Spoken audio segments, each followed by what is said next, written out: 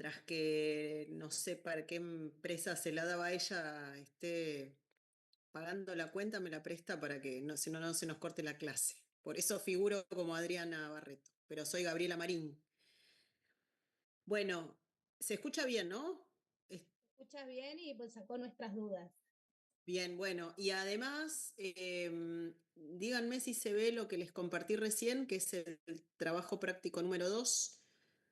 Sí, Sí, se ve. también se ve. Bien, bueno, en el campus la sistemática es así, en el campus están subidas todas las clases. Las clases teóricas ya están grabadas, son todas cortitas, pero tenemos que ir haciendo ateneos, ustedes las tienen que ir viendo las clases y de a poco vamos a ir haciendo ateneos para hablar un poco de lo teórico, pero aplicado a lo práctico, ¿sí? Acá las primeras clases hablan sobre gastritis, dispepsia, enfermedad por reflujo gastrointestinal.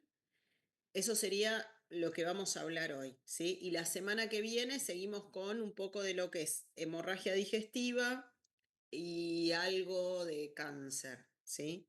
Igual vamos a ir viendo por partes porque cáncer en el tubo digestivo hay varias clases. Está la de esófago, de estómago, de colon, de páncreas, son varias. Así que lo de cáncer lo vamos a ir viendo por ahí con cada órgano, ¿sí?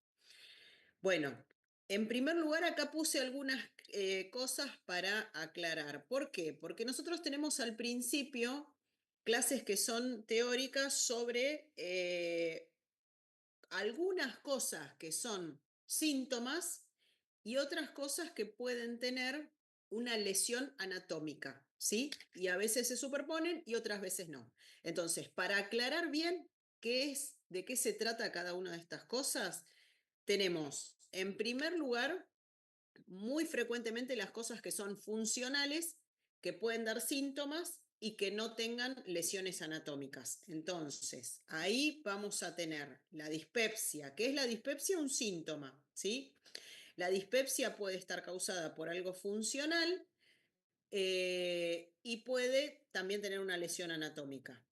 La otra cosa es el ERGE, que es enfermedad por reflujo gastroesofágica.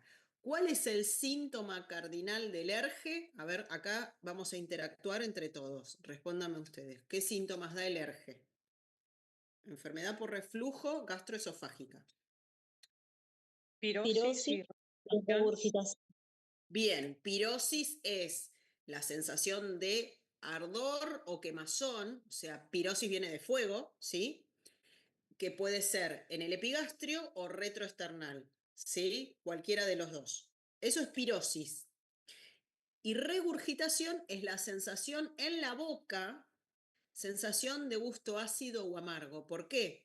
Porque subió y llegó a la boca ese ácido que puede venir con algo de contenido de alimento o no, tal vez, porque el reflujo no se da siempre después de comer, pero lo que sí tiene es contenido ácido. Tenga o no tenga alimento, pero tiene contenido ácido, ¿sí? Entonces, eso que sentimos en la boca, gusto ácido, amargo, con o sin contenido de alimento, no es un vómito, es un mínimo cantidad que sentimos el gusto y nada más. Eso es regurgitación. Y la sensación de ardor o quemazón retroesternal y en el epigastrio es pirosis. Esos son los dos síntomas cardinales. Ahora, el ERGE está causado en su mayor parte por cuestiones funcionales, ¿sí? La enfermedad por reflujo gastroesofágica. Ahí aparecería la Eh, disfagia entonces. ¿Cómo? Ahí aparecería la disfagia. Sí, la disfagia es otro síntoma que puede dar el ERGE cuando está muy afectado. En general no es el síntoma más frecuente. ¿Por qué? Porque lo más frecuente es que se trate de algo leve o de algo funcional. Eso iba a explicar ahora. Lo funcional, ¿qué quiere decir? Que hay algo que está funcionando mal y lo que hace es que estimule ese reflujo. Entonces, ¿cómo funciona normalmente el esófago? Primero hay un clearance esofágico. Ustedes saben que el esófago tiene las ondas peristálticas, la primaria, la secundaria y la terciaria, ¿sí?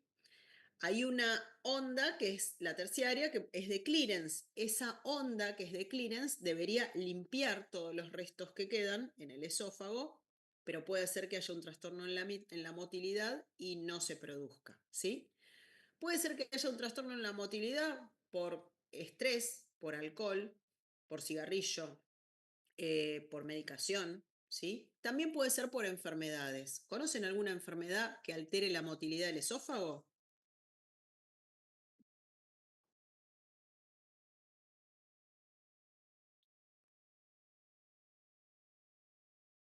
El Chagas puede dar una. El esófago se dilata, se vuelve muy grande y genera estenosis abajo en general y le cuesta moverse. ¿Cómo se llama eso?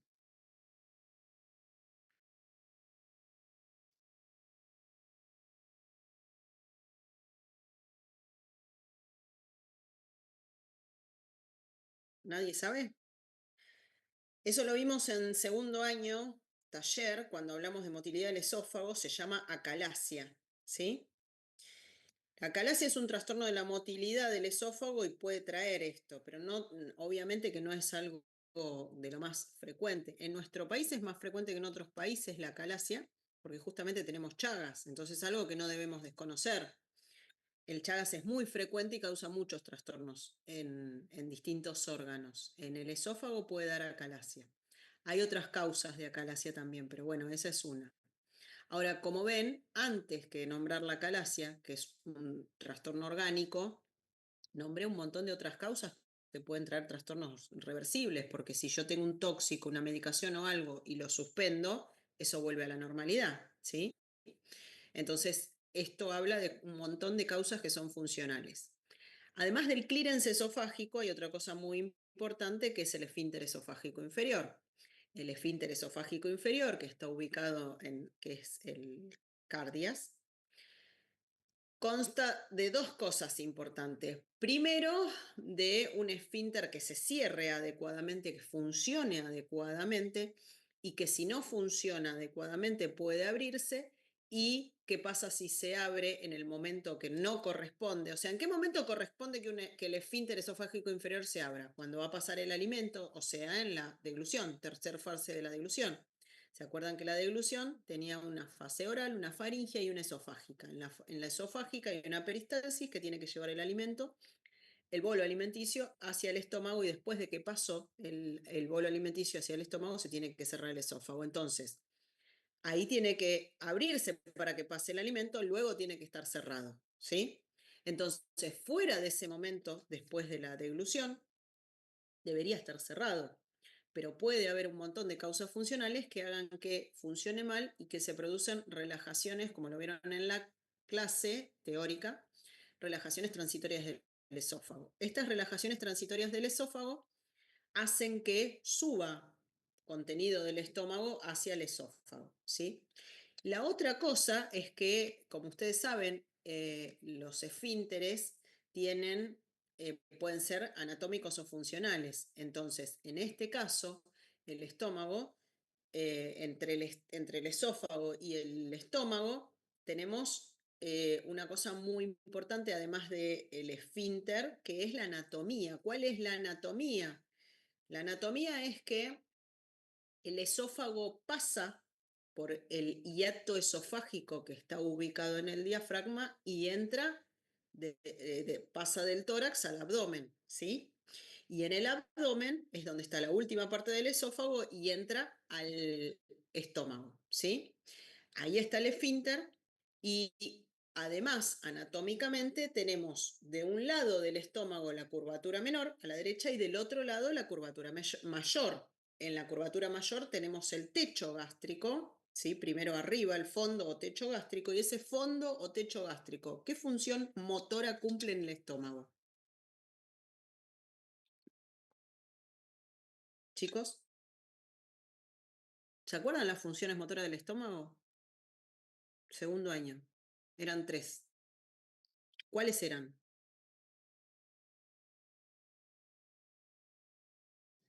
Mezcla, Bien, puede ser. sí, mezcla. Había una antes y otra Sí. después. Almacena, Muy bien, primero almacena, almacena. después lo mezcla y ¿Sí? después lo ¿Cómo se vacía. llama? Una Lo función vacía, química. exactamente. La primer función es reservorio, porque nosotros comemos un bocado tras otro y deglutimos un bocado tras otro hasta que nos terminamos el plato de comida, ¿no? Una vez que deglutimos todo eso y eso llega al estómago, el estómago va vaciando bocado por bocado, o sea, bolo por bolo, uno por uno, los va pasando al duodeno. No, todo ese contenido que recibe baja la presión de su pared y funciona de reservorio. El reservorio es principalmente en el fondo techo gástrico, ¿sí? Entonces, que el fondo o techo gástrico sea el lugar donde se produce esta primer función, que es la de reservorio, es muy importante porque está lleno el estómago y justamente el fondo está al lado de donde desemboca el esófago. Entonces, vieron que tenemos el fondo justo al lado del, del esfínter, por lo tanto, cuando está lleno, comprime al esfínter y contribuye fisiológicamente, no anatómico, sino como un esfínter fisiológico, contribuye a que esté bien cerrado y que funcione adecuadamente, ¿sí? Y esto coincide con la función de reservorio, porque ahora tiene que trabajar de reservorio, porque ahora se llenó ese techo fondo gástrico y ahora es cuando comprime y contribuye, ¿sí? Ahora, ¿qué sucede si este estómago no está ubicado en su posición anatómica normal?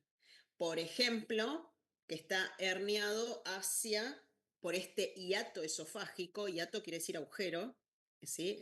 El hiato esofágico que está en el diafragma. Entonces, ¿qué sucede si el hiato esofágico se agranda o por algún motivo pasa parte del estómago hacia el tórax? Eso es una patología que se llama ¿cómo? Hernia hiatal. Claro, o sea, como se los describí yo, se hernia por el hiato, por el agujero. Entonces, eso se llama hernia hiatal. Entonces, ¿funciona ahí arriba del mismo modo que abajo? No, para nada, porque no está ubicado en su posición habitual, porque está todo traccionado.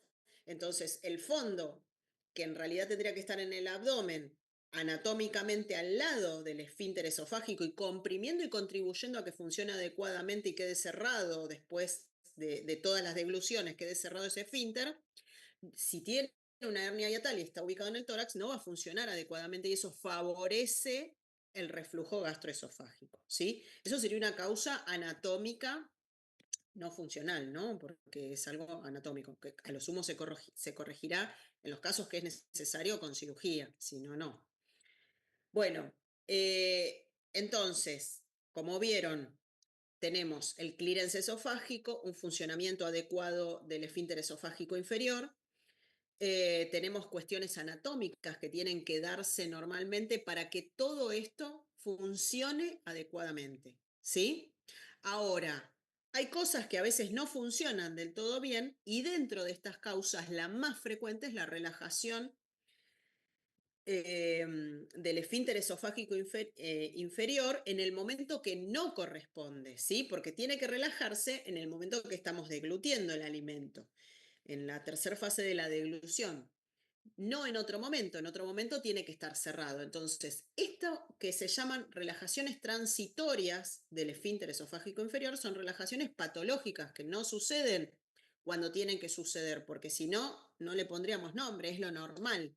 Las relajaciones transitorias del esfínter esofágico inferior son patológicas, ¿sí?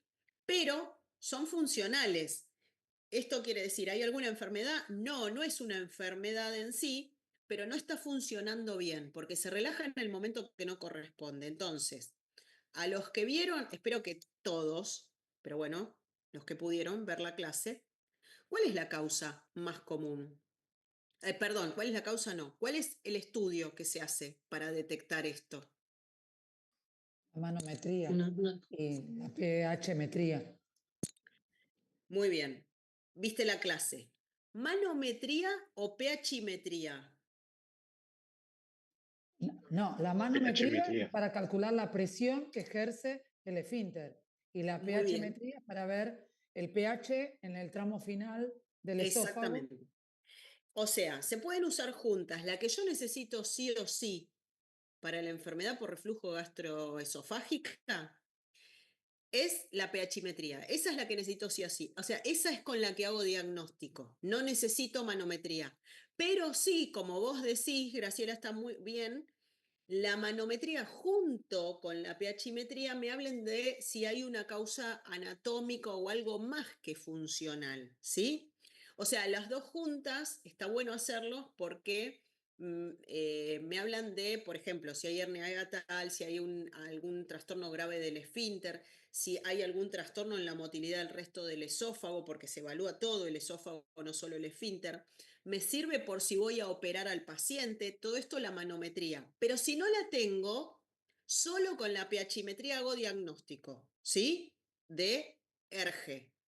¿Por qué? Porque mido el pH es recontraácido en el estómago, pero no en el esófago. Entonces, si en el esófago es ácido, es porque en un momento que no deglutino, en ese momento que no deglutí, no debería haber ningún contenido ácido. En realidad, en ningún momento en el esófago debería haber contenido ácido, pero en el momento de la deglución puede haber un mínimo contenido ácido abajo de todo. Ahora, cuando no estoy deglutiendo, no tiene por qué haber contenido ácido. Y si lo hay, y es muy ácido, es porque está pasando bastante contenido del estómago hacia el esófago, ¿sí? Con eso se hace el diagnóstico con la pHimetría sola. Si le agrego la manometría, la pHimetría más la manometría me da más datos, pero además me sirve para programar una cirugía, evaluar todo el esófago, toda la motilidad del esófago, ¿sí? Ahora, saliendo de lo que es enfermedad por reflujo y yendo ahora a lo que es dispepsia, ¿sí? ¿Qué es la dispepsia? Se los pregunto.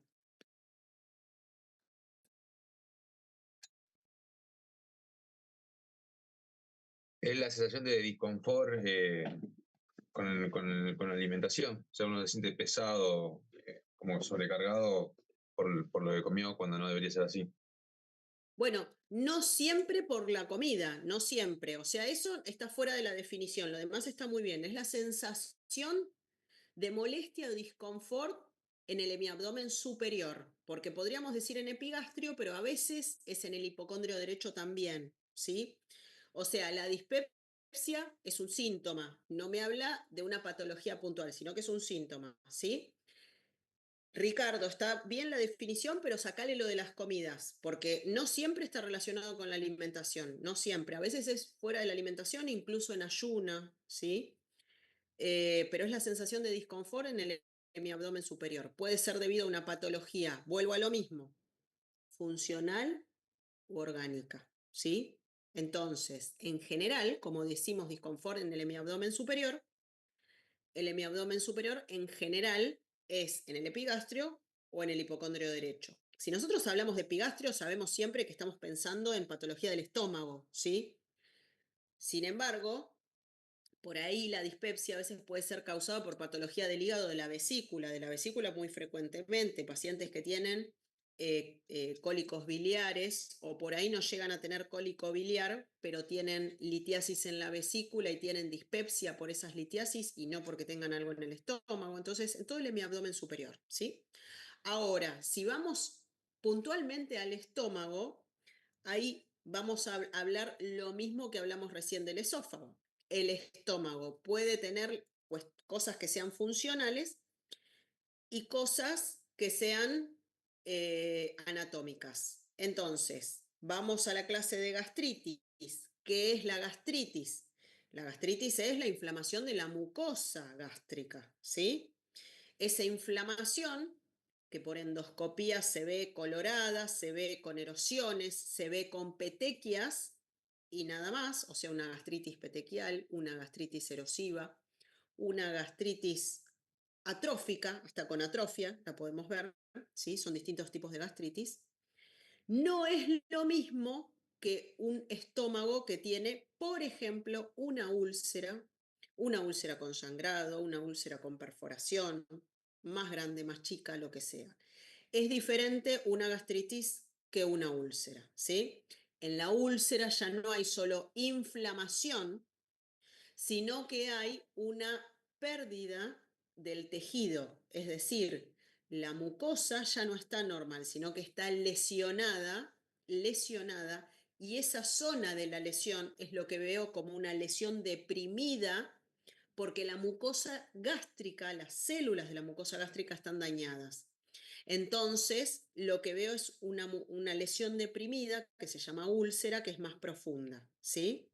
Que puede ser chiquita, grande, más, menos profunda, pero entienden la diferencia entre lo que es gastritis y úlcera, ¿no? Son dos cosas diferentes.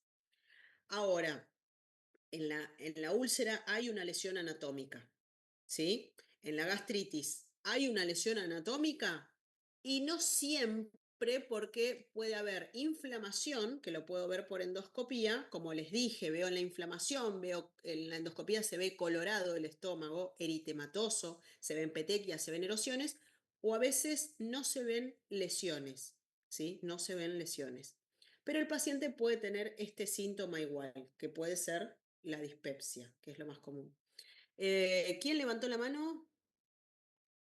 Yo, profe, tenía una duda cuando estaba Sí, hablando de esto. Yo en el Farreras encontré algo que quería justo preguntarle sobre este tema. Era, sí. habla de la gastritis, como bien lo refería, la respuesta inflamatoria en la mucosa, y después habla de la gastropatía. Una úlcera sería una gastropatía que no sería lo mismo que gastritis. O sea, no entra en la Sí, clasificación de claro, gastropatía. el tema es cómo lo nombran, porque cuando uno habla de gastropatía, dice eh, patología del estómago, patología gástrica es lo que quiere decir, pero hay un montón de patologías Claro. gástricas. Acá tenemos que ir más, hilar un poco más fino, entonces tenemos que diferenciar lo que es gastritis de lo que es úlcera. Son dos entidades diferentes, ¿sí? Ahora, cuando nosotros hablamos del síntoma, porque el paciente va a venir por un cuadro clínico, un síntoma, ¿sí?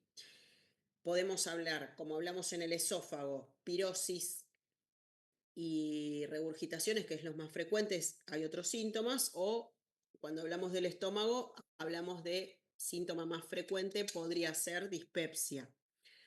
Igual hay otros síntomas que van acompañados, pero esos son los dos síndromes grandes, clínicos, que me definen dónde puedo ubicar el problema. Es decir, si el paciente tiene pirosis y regurgitación, yo voy a pensar en patología del esófago y voy a buscar la causa funcional como lo más común, ¿sí? Ahora, en el estómago también, si el paciente viene por dispepsia y algún otro síntoma, no sé, dolor en el epigastrio, epigastralgia, y cualquier otro síntoma que me haga pensar en el estómago, voy a pensar que la causa más común es la funcional. Sin embargo, atrás de estos síndromes clínicos puede haber patología orgánica y que haya lesiones en el esófago o en el estómago. Entonces, dentro de lo que es estómago, que es lo que estoy aclarando ahora, tenemos dos grandes grupos, que es gastritis, inflamación, y úlcera, que ya es una lesión deprimida en la cual la mucosa fue dañada y se perdió en esa región células de la mucosa, ¿sí? Esa es la diferencia que quiero hacer. Ahora, volviendo al cuadro clínico, es decir, en el estómago, por ejemplo, dispepsia, nos tiene que hacer pensar en gastritis. Y la gastritis es una entidad que la podemos diagnosticar solo por la clínica, solo por el interrogatorio, y a este punto voy que es muy importante, no en todos los pacientes necesitamos ir a estudiarlos. ¿Cuál es el estudio que tenemos que hacer siempre cuando queremos estudiarlo? Videoendoscopía. Exactamente, veda o videoendoscopía digestiva alta, ¿no? Entonces, ¿este estudio es siempre necesario? No. Primero, porque tanto en el esófago como en el estómago las causas más frecuentes son patologías funcionales. Entonces, si yo entro, ¿va a haber una lesión anatómica? ¿Voy a encontrar una lesión anatómica? Y la mayoría de las veces no. Y además, como la mayoría de las veces son funcionales y no va a haber una lesión anatómica, yo esas cosas las tengo que detectar por el interrogatorio. Por eso es muy importante tener en claro el cuadro clínico y saber a qué pacientes le voy a pedir ese estudio de entrada y a cuáles no. ¿Sí? Todas estas cosas que les estoy remarcando son cosas que les voy a tomar después, ¿eh? Entonces,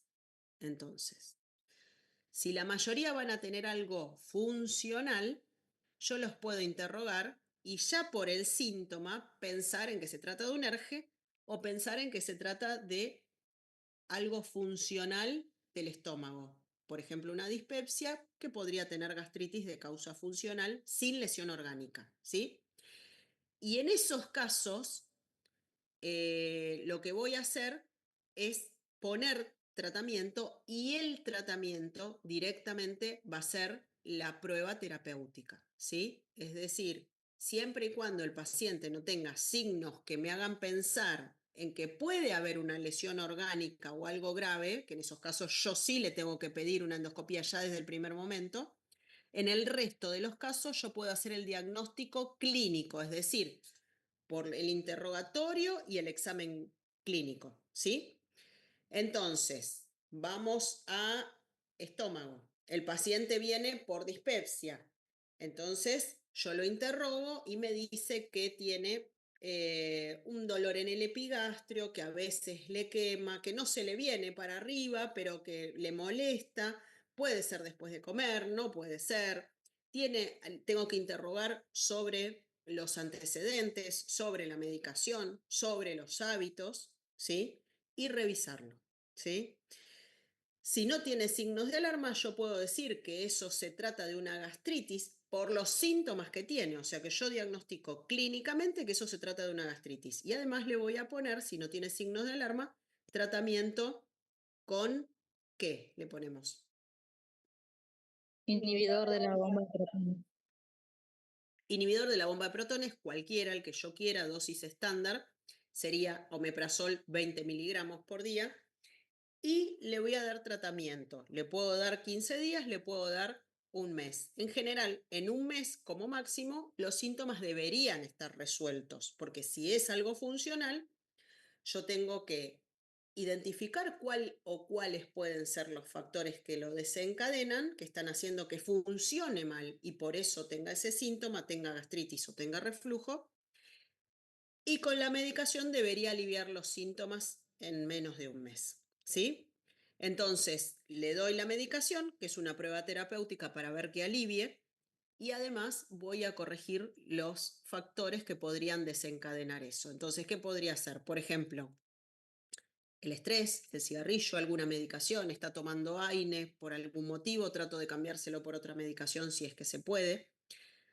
Hay otras medicaciones que no son AINE, pero que también predisponen, como los corticoides.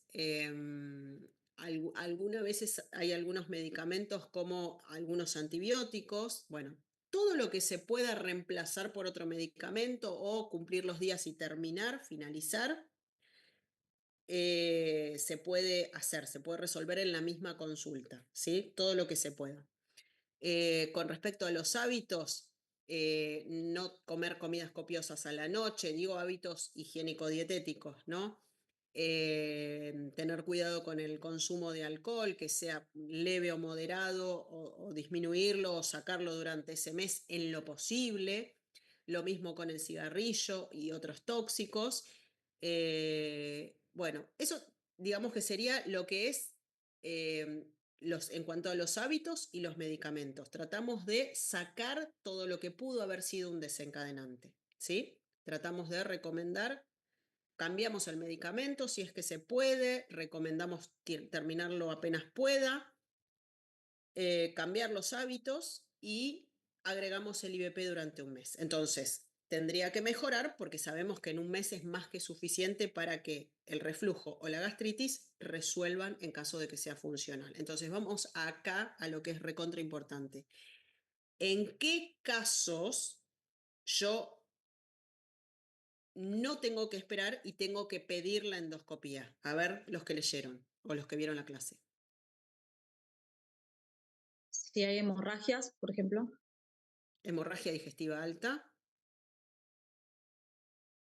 Que se manifiesta como la hemorragia digestiva alta. Como melena. O melena. Melena, No. muy bien. Melena más frecuentemente o Hematemesis. hematemesis, muy bien. Y si no da ningún síntoma visible como melena o hematemesis, ¿qué otro síntoma puede dar? Anemia. Bien, perfecto. Esos tres. Muy bien. Dijeron los tres más importantes y en el orden de frecuencia que corresponde, porque melena es el más frecuente. El que sigue están ahí, cabeza a cabeza. La hematemesis no es tan frecuente y la anemia en realidad es más frecuente en hemorragia digestiva baja que en alta. Pero bueno, la melena es el primero. Está muy bien. ¿En qué otro caso, que no es, además de la hemorragia digestiva, tenemos que pedir una endoscopía alta? Pérdida de peso y vómitos persistentes. Pérdida de peso no buscada o no deseada. No es que estoy Claro, haciendo claro. dieta y por eso bajé, sino como lo mismo y bajé de peso. Muy bien. ¿En qué me tiene que hacer pensar siempre la pérdida de peso? En algo tumoral, Cáncer. Riesgo de cáncer. Muy bien, neoplasia. ¿Sí? Siempre pensamos en neoplasia.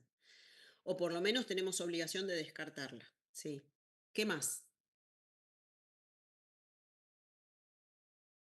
cuando el tratamiento no funciona, Perfecto, muy bien, muy bien. Esa es la otra. ¿Por qué? Porque nosotros o detectamos de entrada que hay algún signo de gravedad, de alarma.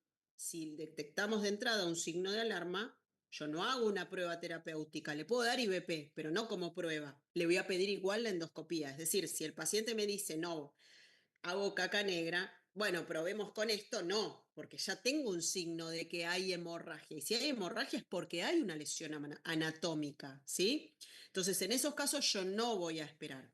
Si yo de entrada detecto algún signo de alarma, como dijeron, pérdida de peso no deseada, vómitos, signos de hemorragia, cualquiera de los que dijeron, nos faltaría algunos más, como por ejemplo masa palpable en abdomen, que siempre la masa me habla de tumor, ¿sí? Tengo que descartarlo. Antecedentes clínicos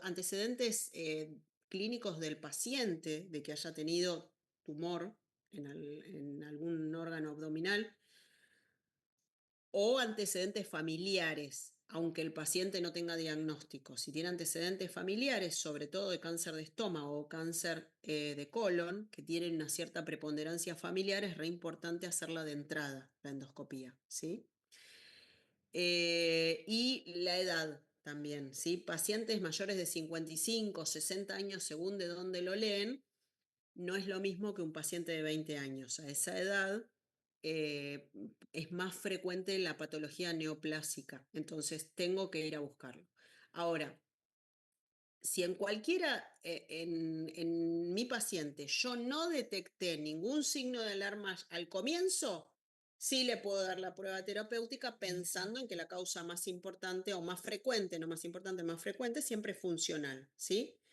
Le doy el IVP, le corrijo los hábitos, la medicación, lo que se pueda, los factores desencadenantes y lo trato, ¿sí? Y hago una prueba terapéutica. Y ahí sí sería la última indicación de la endoscopía, que es cuando le di pensando que era algo funcional y no funcionó porque no mejoró. O mejoró y volvieron los síntomas, ¿sí? Ahí alguien quería preguntar algo, levantaron la mano. Sí, quería Daniel, preguntar. Hola, profe. Quería sí. preguntar si la ictericia y la dispepsia también eran parte para pedir la videoendoscopía. La dispepsia sola no, porque la Bien. dispepsia es un síntoma que generalmente la causa más frecuente es funcional, ¿sí? Ok, Que tenga una gastritis, es decir, inflamación de la mucosa del estómago, no siempre va acompañado de lesiones y en general puede ser funcional. Entonces, si es solo dispepsia, sin ninguna otra cosa, sin signos de anemia, hemorragia, masa palpable, pérdida de peso, historia personal o familiar de tumor, sin nada de eso, la dispepsia sola, la causa más importante o más frecuente, no más importante, es funcional, ¿sí? Entonces, en ese caso no. Ictericia sí, si tiene ictericia sí, está bien, ahí sí tengo que pedirlo de entrada, porque ictericia me puede hablar de un montón de cosas, de, no sé, tengo que pensar en patología neoplásica. ¿Por qué? Porque puede haber metástasis de algo en el hígado, porque puede haber un ganglio metastásico que está comprimiendo la vía biliar. Bueno, hay un montón de causas de ictericia, pero no es normal que tenga gastritis o erge o dispepsia con ictericia, ¿sí? O sea, si tiene ictericia, Si tiene erge con ictericia o si tiene dispepsia con ictericia, tengo que pensar en que que puede haber algo tumoral. Ahí sí. ¿Se entendió? Sí, gracias. De nada, de nada. Bueno, creo que ahí más o menos respondimos las preguntas que están acá, que es teórica, qué es la dispepsia, las causas, en qué caso se hace la endoscopía, qué es la gastritis, qué tipos hay, cuál es la diferencia de gastritis y úlcera péptica, cuál es el tratamiento. Ah, bueno, y acá hay otra cosa importante que no hablamos, que es el Helicobacter pylori. El Helicobacter pylori, que es una bacteria muy común que puede dar gastritis o puede dar úlcera, acá hablamos de estómago, no de esófago, ¿sí? Porque el Helicobacter está en el estómago, vive en un medio que tiene que ser ácido, por lo tanto vive en el estómago, cuando lo tiene el paciente. No debería estar, así que siempre que lo detectemos hay que tratarlo. Entonces, en el paciente que tiene alguna patología, que tiene algo, que tiene una dispepsia, lo medico y no mejora y le voy a hacer una endoscopía, o el que de entrada le voy a hacer una endoscopía, siempre tengo que evaluar en la endoscopía, tomar una muestra para biopsia si es necesario y descartar que no haya Helicobacter pylori, ¿sí? Porque puede dar gastritis, puede dar úlcera. ¿Y después qué pasa? ¿Cuál es el problema si no lo trato? ¿Qué pasa con el Helicobacter pylori?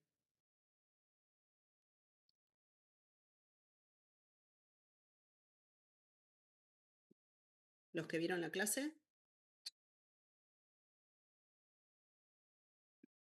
¿Tiene algún riesgo cuando no se cura el Helicobacter pylori? ¿O cuando no lo tratamos y sigue estando por mucho tiempo? Más allá de que dé gastritis o que dé úlcera o que la gastritis progrese a úlcera o que la úlcera sangre. Favorece la neoplasia. Muy bien, Rosa, muy bien. Sí, justamente. ¿Qué neoplasia? Cáncer de Cáncer de estómago. estómago. ¿Qué dijeron de estómago? Cáncer de estómago. Digo. Sí, es muy amplio lo que estamos diciendo, muy amplio, y estudiamos medicina. Así que algo un poco más específico, porque estimula específicamente una neoplasia. Varias, pero hay una que es muy frecuente, que es estimulada por el Helicobacter pylori, que tiene relación directa con el Helicobacter pylori. El adenocarcinoma y el linfoma MALT. Muy bien, el linfoma MALT. El adenocarcinoma también, pero el linfoma MALT. Ese tiene relación muy, muy estrecha con el Helicobacter pylori. O sea que si no lo erradicamos cuando lo detectamos, y siempre que hagamos una endoscopía y que haya gastritis o úlcera, hay que descartarlo. O sea, tenemos que buscarlo, tenemos que tomar una muestra para evaluar si hay o no Helicobacter pylori. Si lo hay, vamos a tratarlo. Y al paciente le vamos a dar ¿qué para tratamiento? Amoxicilina, Claritromicina. Muy bien, amoxi más claritro, por una semana si es gastritis, por 14 días si es úlcera, más el IBP por un mes, ¿sí? El IBP por un mes, vamos a ver que es dosis bajas si es gastritis, después vamos a ver que es dosis más alta si tiene úlceras grandes, y además se puede prolongar, porque vieron que se puede hacer hasta 2 meses, no un mes, en caso de que las úlceras sean grandes, ¿sí? Pero siempre Profe, tengo que erradicarlo, ¿sí? amoxi, claritro y no faltaría el metronidazol. Claro, amoxiclaritro, en los casos que no le podemos dar amoxiclaritro, le damos metronidazol y la otra alternativa es levofloxacina. Ok. ¿Sí? Esos serían los esquemas. Y sepan que es 7 días de antibiótico en la gastritis, 14 en la úlcera y empiezan a la par que empieza el IBP, pero el IBP siempre continúa un mes. ¿Sí? Y si las úlceras son muy grandes o tuvieron sangrado, puede ser más tiempo. Puede ser hasta 2 meses. Ahora, cuando hablando puntualmente de úlcera, úlcera no tenemos solo en el estómago. Podemos también tener en el duodeno. Las del duodeno en general son siempre por Helicobacter pylori. Por lo tanto, si encuentro úlceras en duodeno, en general no se biopsian porque son siempre por Helicobacter pylori. Si se biopsian y los busco, voy a ver que tienen Helicobacter pylori, y si no se biopsiaron, cuando son en duodeno, siempre las tengo que tratar como que tuvieran Helicobacter pylori. ¿Sí? Las del estómago no siempre se biopsian porque depende la anatomía que tiene esa úlcera, las alteraciones que tienen, pero si se biopsia siempre es mejor porque me va a dar un dato más. Entonces, ¿qué tengo que hacer con esa biopsia? Si tengo dudas, anatomía patológica, para descartar que abajo de esa úlcera no haya un cáncer, un linfoma, un adenocarcinoma o lo que sea, ¿sí? Y descartar que no haya Helicobacter pylori, ¿sí?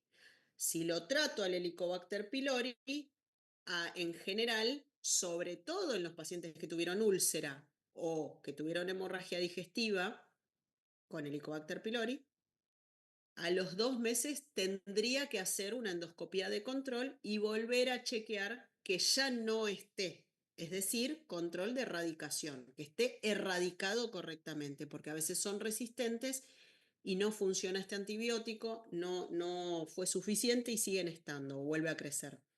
Y en esos casos, o hago endoscopía de control a los 2 meses, o puedo hacer alguno de los estudios que se hacen ahora para detectar Helicobacter pylori en la saliva, en el aire expirado, y si tengo algún indicio de que siga estando, que no está erradicado, lo tengo que erradicar y volver a hacer tratamiento antibiótico con un antibiótico diferente del que haya hecho, ¿sí? Por eso los diferentes esquemas. Pero el Helicobacter pylori hay que erradicarlo siempre, siempre. Si estuvo, hay que sacarlo y corroborar que ya no esté, sobre todo cuando tienen úlcera o tuvieron hemorragia digestiva, ¿sí? Bueno, más o menos, después dice qué es la ERGE, qué tipos hay y en qué casos se indica la endoscopía. Ahora vamos al caso clínico. Así Profe, sí. Sí. a- antes de continuar, hay algo que no entendí sobre el tema del Helicobacter pylori cuando yo pienso en el diagnóstico. ¿La manera de certeza de que yo quiero hacer el diagnóstico es solamente con biopsia y llevarlo a histología? O No, no, no porque es el hablaba, único. claro, porque en su momento hablaba, por ejemplo, el video de métodos invasivos y no invasivos. Yo quería preguntar, si usted me pregunta cómo yo haría el diagnóstico, ¿cómo más o menos debería yo responder? Los métodos invasivos es por medio de biopsia durante la endoscopía, eso sería invasivo, ¿sí? Que en general uno lo termina haciendo porque los pacientes que tienen indicación desde el principio, porque tienen algún signo de alarma o bandera roja, yo le voy a indicar la endoscopía, y el que no lo tiene y le hizo una prueba terapéutica y no respondió, también le voy a indicar una endoscopía. Entonces ahí en la endoscopía puedo detectar si tiene Helicobacter pylori. Son pocos los casos que yo no voy a hacer, ¿sí? Endoscopía, primero por los que anduvieron bien. Los que anduvieron bien y no tienen signos de alarma desde el principio, tampoco pienso que tenga Helicobacter. Entonces a esos no les voy a hacer nada, ¿sí? Anduvo bien, cambiaron los hábitos, en 20 días se le fue la gastritis, ya está, punto. Era el antibiótico, era los AINES, era los hábitos, era una suma de todo, era funcional. Esos no voy a sospechar que tenga Helicobacter pylori, pero los otros sí les voy a terminar haciendo una endoscopia y lo voy a diagnosticar. Ahora, hay algunos casos que sí tienen, que yo detecto que tengo necesidad de hacer una endoscopia y por algún motivo no la puedo hacer. Por ejemplo, pacientes que tienen alto riesgo cardiovascular, que son muy añosos, que no puedo dormirlos para hacer una endoscopía, son muy pocos los casos, ¿sí? O que no son fáciles. Una persona que tiene una discapacidad mental y no es fácil someterlo a ciertos estudios, si bien son con sedación, tal vez son alérgicos a cierta medicación. En general, la endoscopía se puede hacer en casi todos los pacientes, pero hay algunas excepciones. Y en esos pacientes que tienen indicación, que podría tener, porque tiene indicación de tenerlo, de hacer una endoscopía, pero no se la puedo hacer, en esos le puedo hacer una prueba no invasiva, que en general se pueden hacer en la saliva o en el aire expirado, ¿sí? No son lo más fidedigno, pero sirven. Y con eso, si me da positivo, lo puedo tratar. y también en los casos que son muy dificultosos, se logró hacer una endoscopía, pero a los 2 meses lo tengo que controlar y es re difícil ese paciente por alguno de los motivos que le dije, el riesgo, la alergia, qué sé yo, lo que sea, también puedo llegar a hacerlo un estudio no invasivo cuando ya hice una endoscopía y ya sé que la tenía. ¿Se entendió? Sí, gracias. De nada. Bueno, vamos al caso clínico. Dice, paciente de sexo masculino de 60 años, tabaquista. Consume alcohol, una copa de vino en la cena. Trabaja en informática desde su domicilio. Tuvo un infarto de miocardio hace 2 años y actualmente toma la siguiente medicación. Aspirina, 100 miligramos por día. Enalapril, 10 miligramos por día. Carvedilol, 12,5 cada 12. Rosuvastatina, 40 miligramos día. Bueno, consulta a su médico de cabecera porque refiere ardor y distensión en mi abdomen superior y saciedad precoz. Y a veces presenta náuseas y eructos. Todos estos síntomas desde hace 3 meses. Bueno, vamos primero a los síntomas que tiene. Dice, vamos a analizarlo, ¿no? Ardor y distensión. Ardor se llama, en términos médicos, pirosis, ¿no? Esa pirosis, lo que tenemos que preguntar es dónde está ubicada, como para ubicarnos nosotros. ¿Está en el epigastrio? ¿Está retroesternal? ¿Está en los dos? Bueno, ahí yo tengo que ubicar en dónde está este síntoma. Después dice distensión en mi abdomen superior. Esto tengo que interrogar un poco más y preguntar a ver si este síntoma de distensión es distensión o en realidad es el disconfort que nosotros llamamos dispepsia. Entonces acá tenemos dos cosas juntas. Hay pirosis, no dice específicamente dónde, y podría haber dispepsia, ¿no? Después dice saciedad precoz. Esa saciedad precoz quiere decir como un poquito y ya se llena. ¿Sí? Se llena no porque se llenó de contenido el estómago y está satisfecho, sino se llena con muy poquito. ¿Es normal? No. Es saciedad precoz, es un síntoma.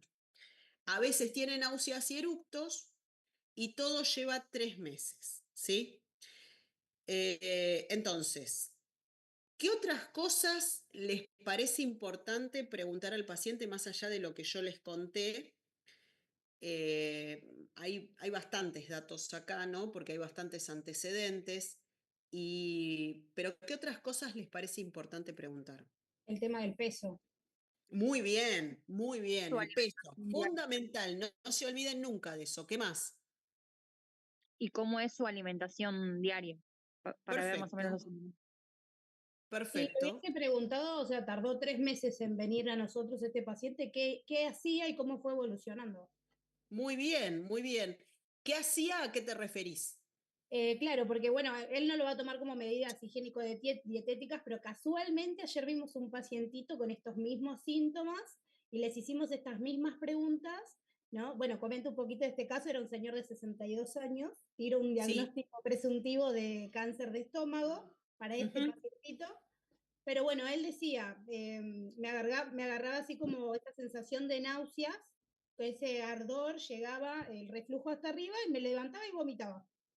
Entonces, Claro, si empezó a dormir con almohadas, si empezó a levantar la cabecera, si dejaba de tomar agua antes de dormir, ¿no? Todo ese tipo de hábitos. Porque claro. esperó 3 meses para venir. Sí, un montón, un montón.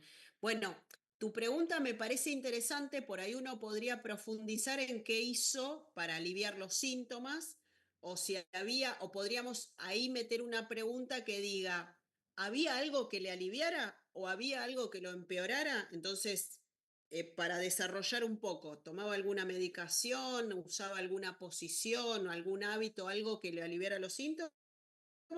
Del otro lado, podríamos preguntar, ¿había algo que le empeorara? Por ejemplo, ¿tenía relación con el alimento? Cuando comía estaba peor.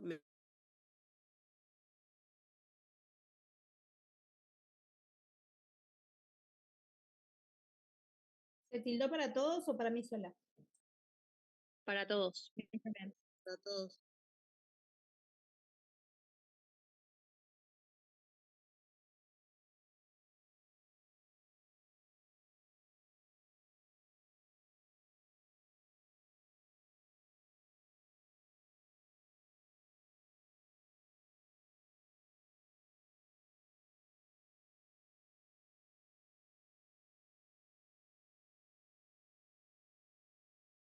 Podrían tener que ver con lo que le está pasando al paciente, ¿sí? Ahora lo analizamos.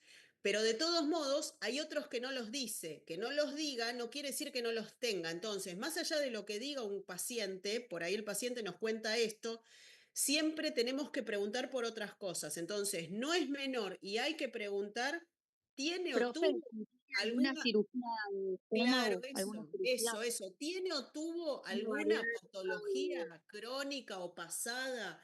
¿Tuvo alguna vez úlcera? ¿Tuvo gastritis? ¿Tiene o tuvo cáncer? Porque muchos ni se acuerdan, no lo dicen.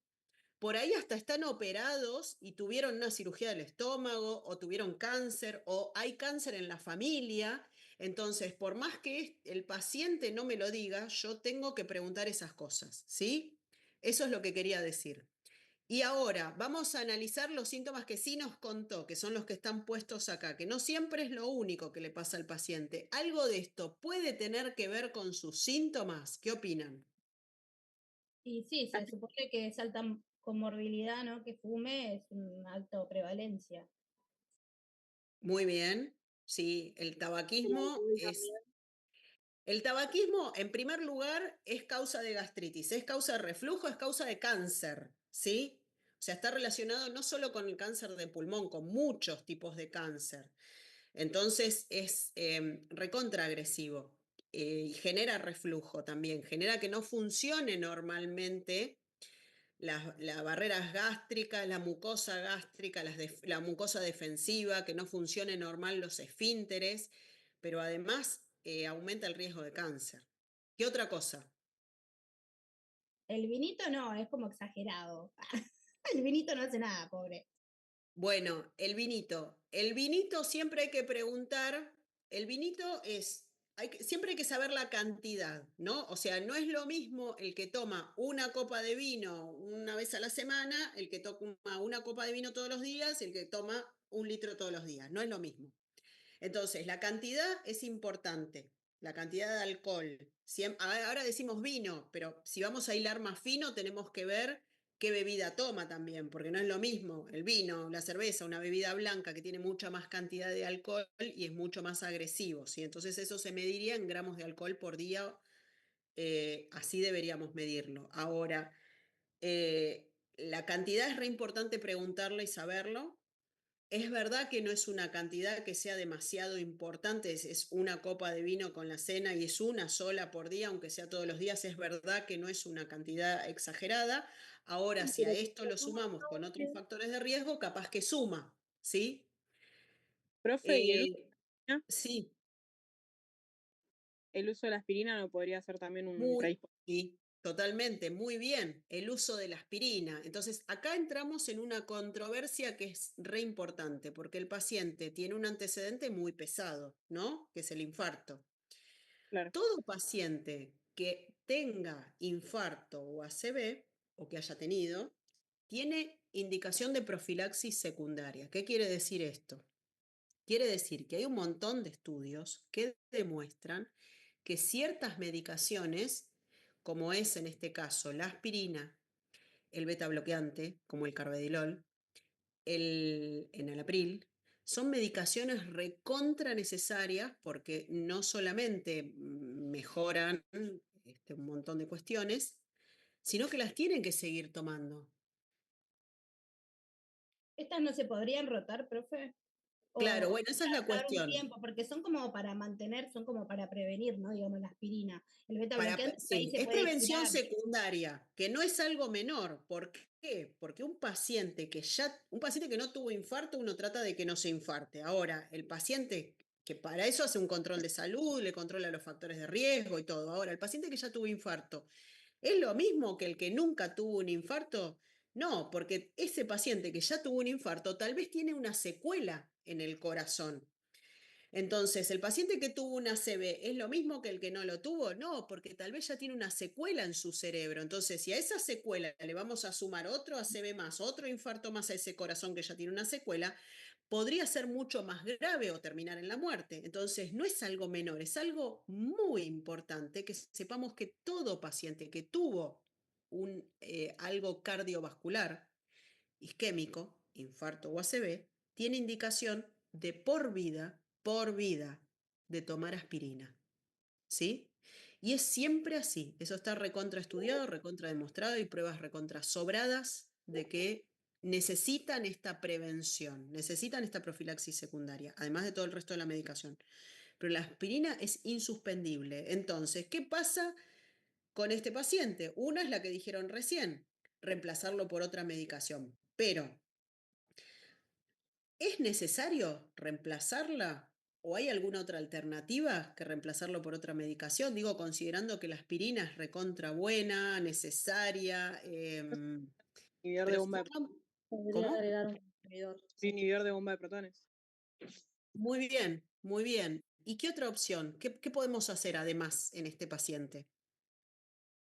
escuché nada. ¿Cómo?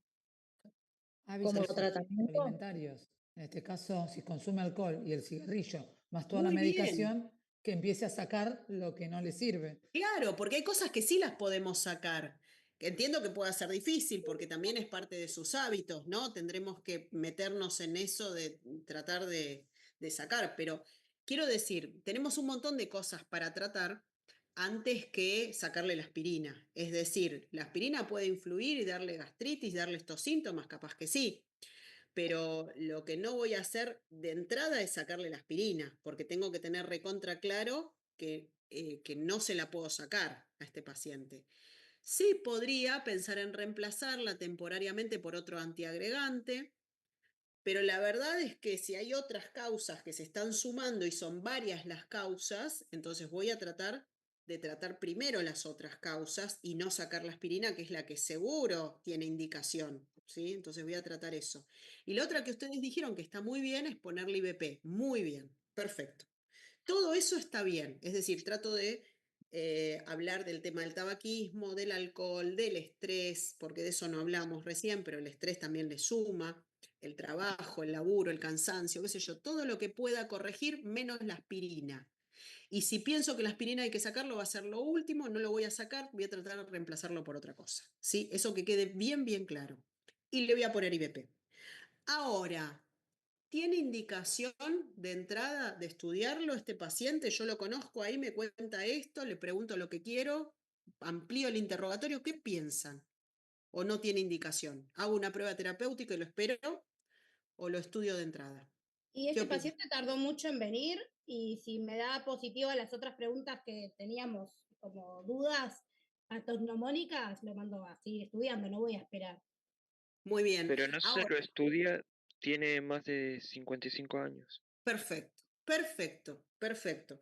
Y además, les iba a decir, supongamos que yo le hago las preguntas para detectar signos de alarma y detecto alguna, va a tener indicación de entrada, pero acá ya hay signos de alarma, sin hacerle ninguna pregunta, con lo mismo, con lo poco que me cuenta el caso clínico, poco, mucho, porque tiene varias cosas, no importa, ya tiene signos de alarma. claro, yo Tiene signos de pregunto, alarma porque tiene la edad principalmente, y la ¿sí? cronicidad, ¿Y perdón, la y qué? la cronicidad, el tiempo También, que hace que también. está.